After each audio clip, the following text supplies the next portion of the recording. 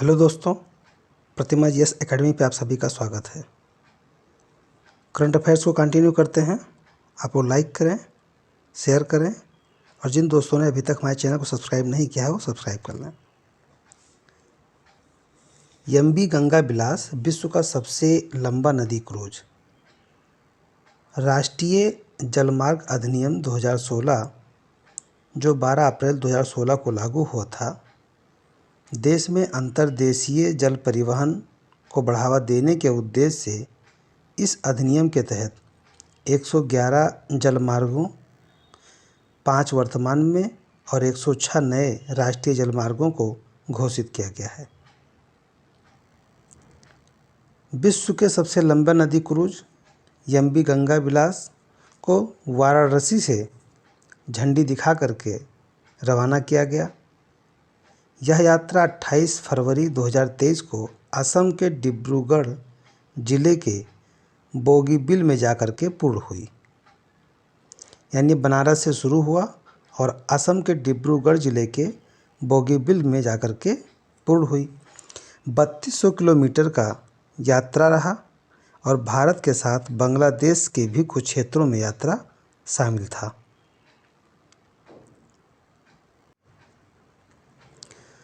बत्तीस 3200 किलोमीटर की यात्रा भारत और बांग्लादेश के भी कुछ क्षेत्रों में शामिल रही।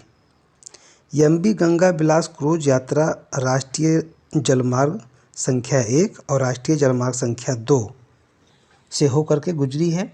राष्ट्रीय जलमार्ग संख्या 1 हल्दिया से प्रयागराज, वहीं राष्ट्रीय जलमार्ग संख्या 2 धुबरी से सादिया से होकर के गुजरी है। राष्ट्रीय जलमार्ग संख्या 1 गंगा भागीरथी हुगली नदी से संबंधित है, वहीं राष्ट्रीय जलमार्ग नंबर 2 ब्रह्मपुत्र नदी प्रणाली से संबंधित है। यह क्रूज यात्रा कोलकाता से धुबरी तक इंडो बांग्ला प्रोटोकॉल मार्ग से होते हुए गुजरी है। इस यात्रा में 27 नदी प्रणालियाँ शामिल थीं। 27 नदी प्रणालियों से होकर के गुजरी है और 50 पर्यटन स्थलों से गुजरा है। इस पहली यात्रा में स्विट्जरलैंड के 32 पर्यटक सर्वाधिक जो कि शामिल थे।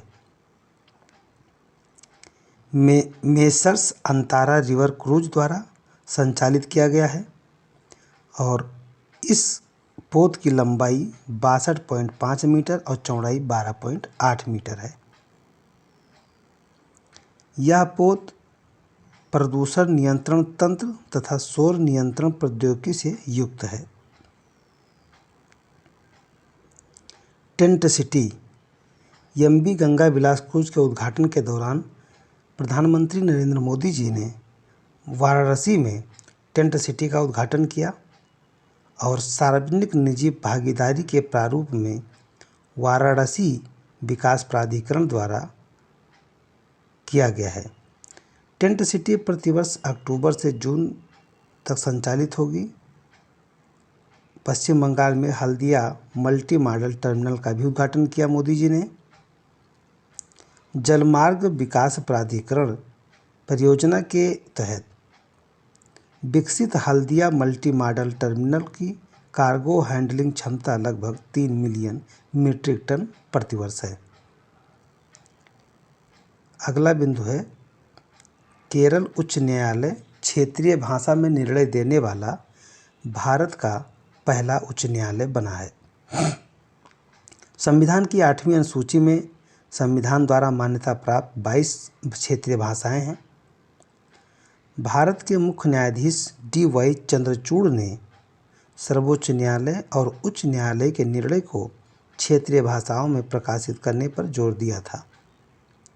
DY चंद्रचूड़ ने इसके लिए आर्टिफिशियल इंटेलिजेंस AI, वहीं प्राकृतिक भाषा प्रसंस्करण NLP द्वारा संचालित प्रौद्योगिकी का उपयोग करने का सुझाव दिया था। उच्चतम न्यायालय के निर्णयों का क्षेत्रीय भाषा में अनुवाद के लिए न्यायमूर्ति अभय ओका की अध्यक्षता में एक समिति गठित की गई है। अभय ओका के नेतृत्व में एक समिति का गठन किया गया है। फरवरी 2023 में केरल उच्च न्यायालय क्षेत्रीय भाषा मलयालम में निर्णय प्रकाशित करने वाला भारत का पहला उच्च न्यायालय बन गया है। मलयालम में 2 निर्णय प्रकाशित किए गए। केरल उच्च न्यायालय के मुख्य न्यायाधीश एस मणिकुमार और न्यायमूर्ति साजी पी चाली की खंडपीठ द्वारा दोनों निर्णय दिए गए। आर्टिफिशियल इंटेलिजेंस और प्राकृतिक भाषा प्रसंस्करण का प्रौद्योगिकी का उपयोग किया गया और ऐसा उपयोग करने वाला उच्च न्यायालय पहले न्यायालय बन गया। इसमें मौखिक बहस भी शामिल है, यानी कि आर्टिफिशियल इंटेलिजेंस और प्राकृतिक भाषा प्रसंस्करण का उपयोग करके मौखिक बहस के लाइव प्रतिलेखन लाइव ट्रांसक्रिप्शन सेवा शुरू की गई है। अगला बिंदु है निर्वाचन आयुक्त की नियुक्ति पर उच्चतम न्यायालय का निर्णय। भारत के मुख्य निर्वाचन आयुक्त एवं अन्य निर्वाचन आयुक्त की नियुक्ति संबंधी संविधान का 324 क्लास 2 के अनुच्छेद के कार्यक्षेत्र के अधीन आती है। प्रधानमंत्री के नेतृत्व में मंत्रिपरिषद की सलाह पर राष्ट्रपति द्वारा नियुक्त किया जाता है। उच्चतम न्यायालय की 5 सदस्यीय संवैधानिक पीठ ने अपने एक ऐतिहासिक निर्णय में मुख्य चुनाव आयुक्त और अन्य आयुक्तों की नियुक्ति से संबंधित अहम फैसला सुनाया है। संवैधानिक पीठ का मतलब होता है कि कम से कम 5 जज का एक पीठ बनाया जाए जिसे संवैधानिक पीठ कहा जाता है, और संवैधानिक मामलों पर कोई सुनवाई करने के लिए संवैधानिक पीठ बनाना आवश्यक होता है। न्यायालय ने अपने निर्णय में ये कहा कि मुख्य चुनाव आयुक्त एवं अन्य चुनाव आयुक्त की नियुक्ति एक समिति के माध्यम से किया जाएगा, जो कि राष्ट्रपति द्वारा किया जाएगा। समिति में 3 सदस्य होंगे और 3 सदस्यीय उच्च स्तरीय समिति की सिफारिश के साथ उच्चतम न्यायालय ने बताया कि उसमें प्रधानमंत्री हों, लोकसभा में विपक्ष के नेता और भारत के मुख्य न्यायाधीश शामिल होंगे। इनकी सिफारिश पर राष्ट्रपति के द्वारा चुनाव आयुक्तों की नियुक्ति की जाएगी। यानी जो समिति के लिए सुप्रीम कोर्ट ने निर्देश दिया है उसमें प्रधानमंत्री होंगे, लोकसभा में विपक्ष के नेता होंगे और भारत के मुख्य न्यायाधीश होंगे। और यदि कोई लोकसभा में विपक्ष का दर्जा न प्राप्त हो तो विपक्ष में यानी कि जो सत्ता दल के विपरीत जो भी सबसे ज़्यादा सीट वाली पार्टी होगी उसके मुखिया को बुलाया जाएगा।